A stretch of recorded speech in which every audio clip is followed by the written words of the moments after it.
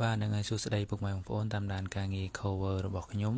ទាំងអស់គ្នាបងប្អូនណានេះជាការងារដែលខ្ញុំ cover ហើយក៏ជាការងារដែលខ្ញុំធ្វើយូរលើសគេបំផុតនៅក្នុងប្រហែលឆ្នាំខ្ញុំចេះធ្វើជាជាងសាកមកដែរបងប្អូនណាមួយដៃនេះខ្ញុំធ្វើ6ថ្ងៃបងប្អូនពិតជាយូរមែនទែនធម្មតាមួយដៃខ្ញុំធ្វើតែ2ថ្ងៃទៅ3ថ្ងៃហើយតែដៃខ្ញុំធ្វើ6ថ្ងៃ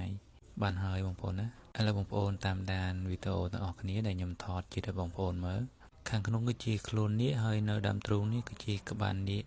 ក្បាលនេះយើងធ្វើបែបក្បាលនេះ AI ទេបងប្អូនណាតែ style ខ្មែររបស់យើងហើយបែរមកខាងនេះវិញគឺជារូបមុខព្រំបងប្អូនណាកន្លែងមុខព្រំនោះគឺជារូបចាស់ដែលយើង cover ទេចាំវីដេអូបញ្ចប់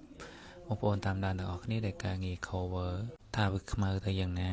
ហើយខាងក្រោយកែនេះក៏យើងថែមខ្លួននេះបត់មកខាងនេះដែរនេះរុំការពីអញ្ចឹងប្រាសាទ